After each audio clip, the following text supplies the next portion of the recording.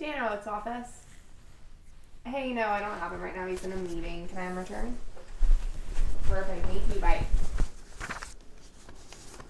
In the last episode, we talked about the history of the Petrarchan Revolution.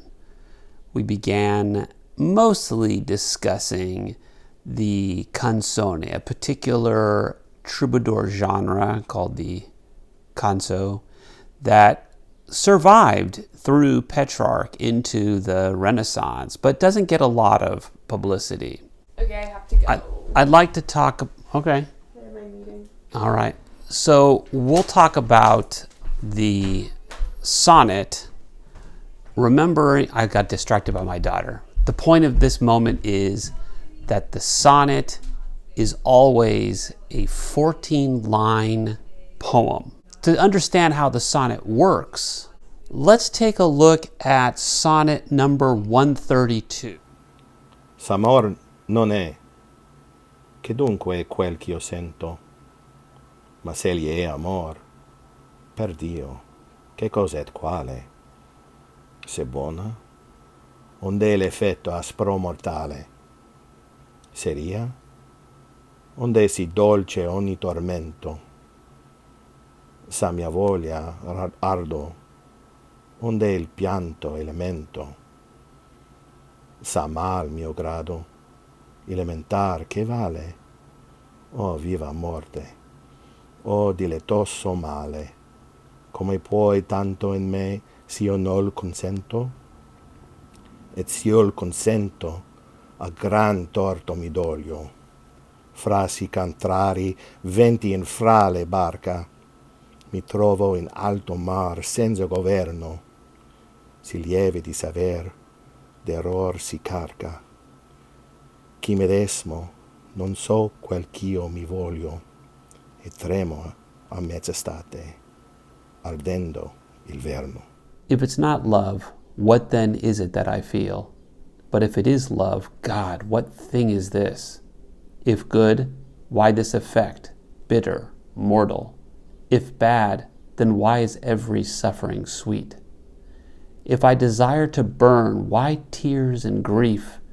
If my state's evil, what's the use of grieving? O living death, O delightful evil, how can you be in me so if I do not consent?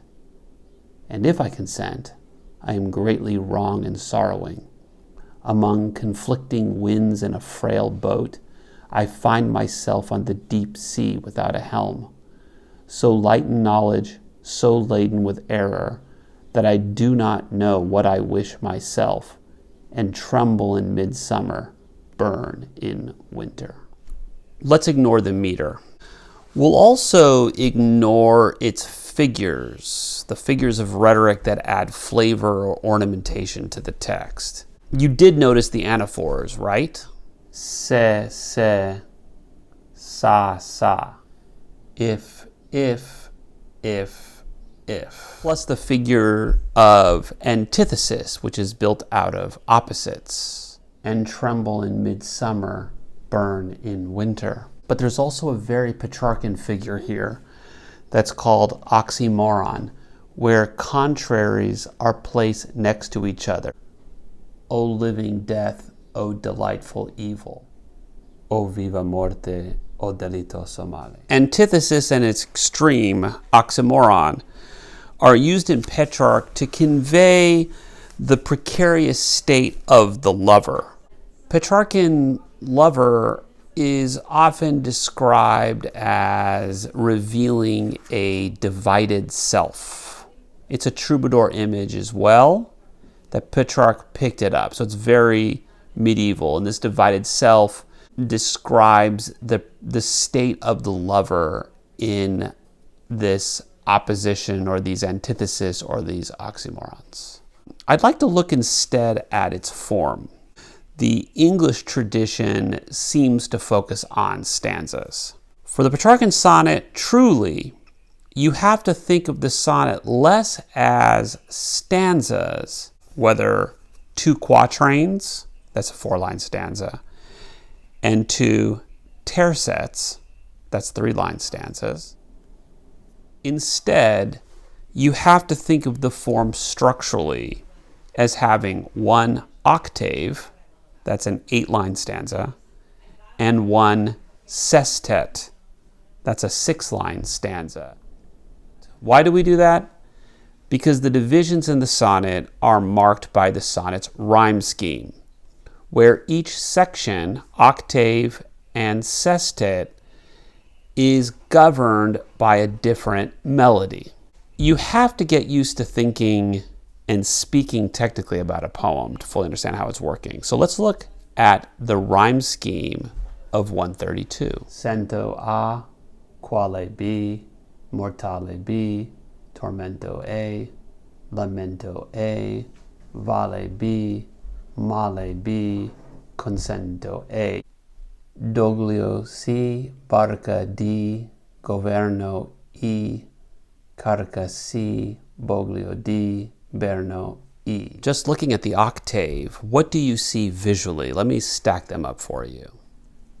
You see return and doubling. You can see all of the rhyme couplets here, the BBs, the AAs, the BBs. You can also see how, like a rondeau, the center seems to be emanating out. And you can also see the turning.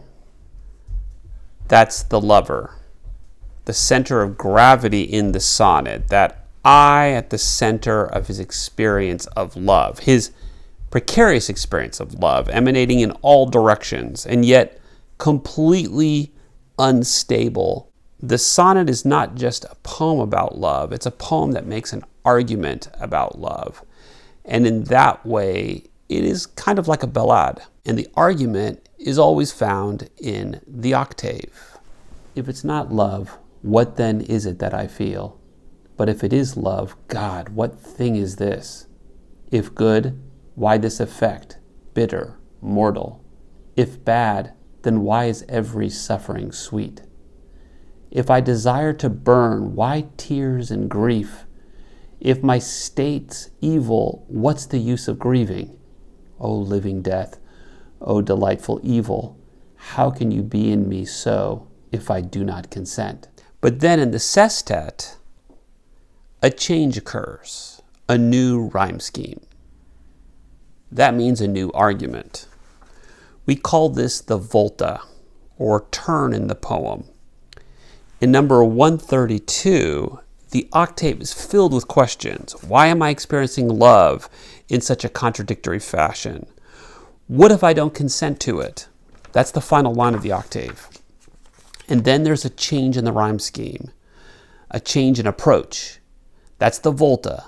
That's the beginning of the sestet. And if I consent, I am greatly wrong and sorrowing. Among conflicting winds in a frail boat, I find myself on the deep sea without a helm. And if I consent, that's less of a question and more of a reality. I must accept that I am unmoored by love. Sometimes Petrarch will add another turn, another volta at the beginning of the second tercet in the sestet. So light in knowledge, so laden with error, that I do not know what I wish myself, and tremble in midsummer, burn in winter. Do you see how these little pieces work in a larger structure and why you have to think technically about a poem to understand how it works? Let's, I think, reverse engineer a few of Petrarch's poems. This is the Dora time for you. So what I'm going to do is put up numbers 119, 74, and 140. Pause the videos and find the rhyme schemes.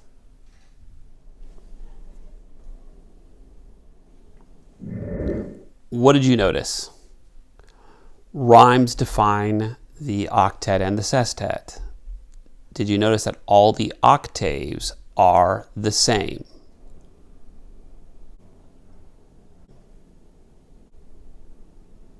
What about the sestet? This is where you truly find variety in the sonnet. There seems to be two versions. Either one, the appearance of two rhymes, C, D, C, D, C, D. That's what we call cross rhymes. You notice that rhyme couplet in the middle right here. This is as if the repetition now emanates out of the center as well of the sestet. It kind of mirrors the ABBA octave. Or 2, the appearance of 3 rhymes. The rhyme seems scrambled. There doesn't seem to be a logic here. Each tercet seems distinct. How does this affect the content of the poem? So as you can see, there is stability in the octave, right, in the argument. But if you look at the sestet closely, that's where you find the variety. And actually, you find the variety in the final tercet of the sestet. So in the sestet, the first tercet will be stable, and this seems to be a rule.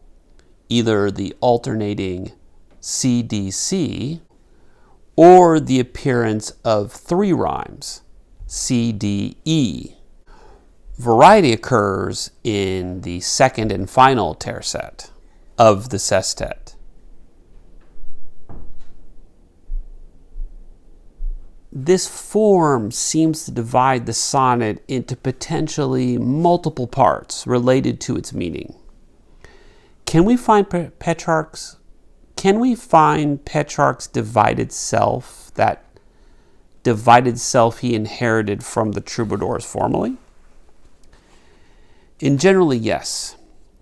The form has a logic. The 2 halves separate 2 ways of dealing with a problem, a situation, an event, an idea, or image, right? Always about love.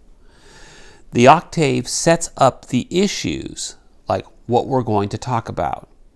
And its rhyme scheme, ABBA, compels the poem to turn over the problem and redouble it. Then the rhyme scheme ends, and there's a transition. Sometimes the lines let you know linguistically or grammatically a change is happening at what we call the volta. Look for words that will signal a change in the beginning of the sestet. Like, for example, in Sonnet 1, we have ma, which means but. Though there may be other ones, like we saw in 132, and if, right, which is conditional. Look for those conditional changes. Look for the buts. Look for the thuses. Then the sestet presents a reflection on what has been presented or argued in the octave. It shows the idea's application or result. Sometimes there may be a further split or volta in the poet's own reaction to his reaction. The final tercet may introduce further qualifications or even reversals. You can see an example of this kind of second turn or second volta in number 132. So light in knowledge, so laden with error, that I do not know what I wish myself, and tremble in midsummer, burn in winter. There, Petrarch acknowledges that even if he consents to the conditions of this kind of love, that's in the first tercet, he still does not know what he wants. That's the second tercet. So first tercet, acknowledgement of the state of contradiction. Second tercet, recognition that he has made no decision on the question. If you go through Petrarch's poetry, you'll find these turns and mini turns throughout the sonnet. So go through your sonnets again, see if you can find the arguments in the octave, the volta at the beginning of the first tercet, and then a little minor turn or mini turn in the second tercet of the sestet. Alright guys, don't forget to like and subscribe and ring that notification bell.